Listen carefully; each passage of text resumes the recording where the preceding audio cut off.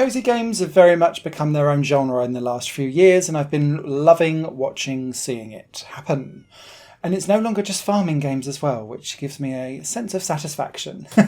Dordogne has very much been a poster child of this movement since its 2021 announcement, and with its summer 23 release, I'm a bit late to the party picking it up and being able to play through it. But it's an absolutely gorgeous game full of the hand-painted watercolour aesthetic, which basically gave it its name and its status. But if you peel back those aesthetic layers, there's actually a really poignant and beautiful story being told here that's got more heavy weight to it than perhaps I initially thought it was going to, given its breezy vibe that it gives in all of its trailers.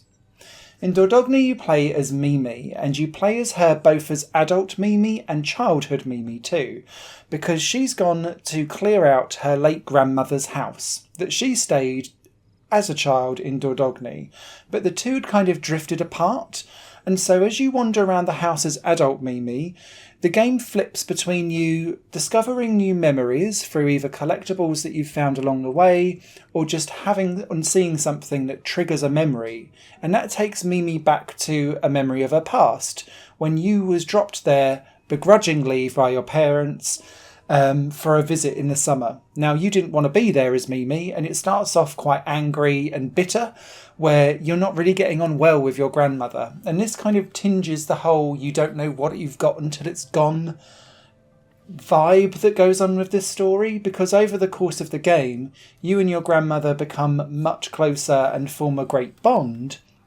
But there's also some scandal that's going on behind the scenes that will see a subplot break you apart as well. And watching it all kind of uncover as you flip between past and present is really quite powerful. And it all reaches a very dramatic climax at the end that I wasn't necessarily expecting from what looked like to be a breezy, cosy, and let's just play around enjoying summer in France.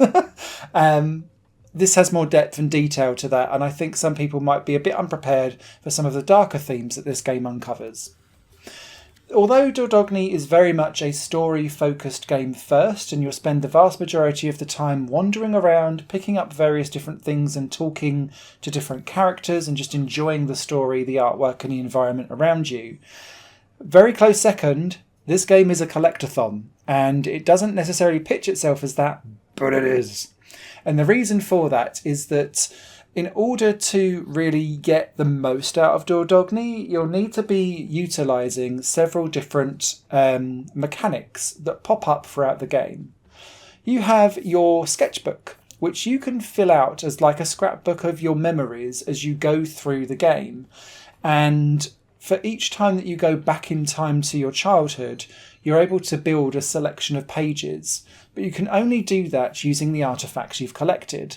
So you'll be walking around trying to collect as many stickers as possible.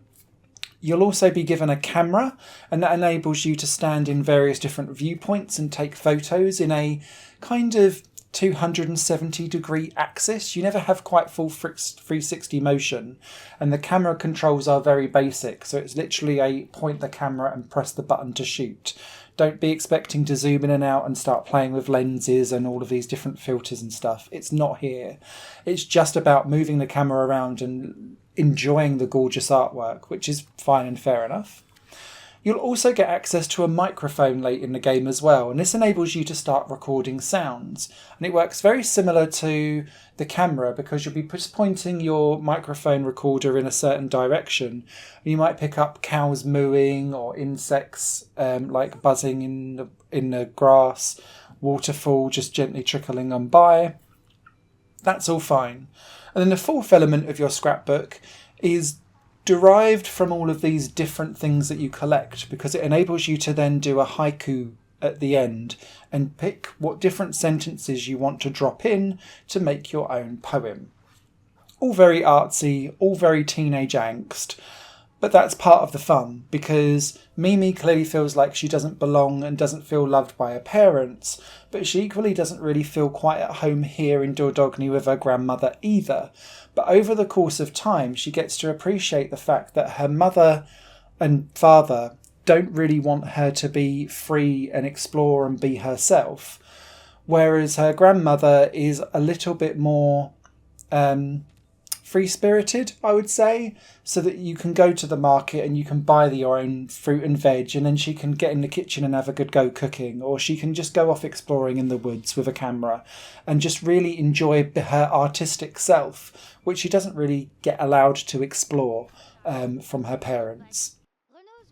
Coming to the game late, I benefited from a post-launch patch which enabled a chapter select, and I couldn't possibly imagine the game without it, because there's tons of collectibles everywhere, so that must have been quite frustrating to have to replay the whole game just to get maybe a couple of photos or a few stickers that were hiding out back.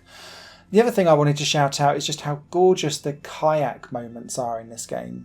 You and Granny go on a few little kayak missions to a beach, and it's just like drinking in a water painting in 3D, because it's just blasting past you and it's so beautiful to behold, and really just shows out the aesthetic vibe of Dordogne at its truly finest and best. Now, whilst you can scream about the beauty of the graphics, the narrative holds up just as strongly, and so that's why Dordogne is definitely in the top tiers of cosy games that are out there in 2023, and I think it will hold a special place in the cosy game pantheon for many years to come. Higher Plane Games is part of the Higher Plane Network, a completely independent media outlet supported by people like you. The goal is to create the best possible content that cultivates a richer indie scene for games as well as music and entertainment. To find out more and to get involved, visit patreon.com/Higher Network. Your support makes all the difference, and in return you'll gain access to bonus content and downloads. Thank you for watching.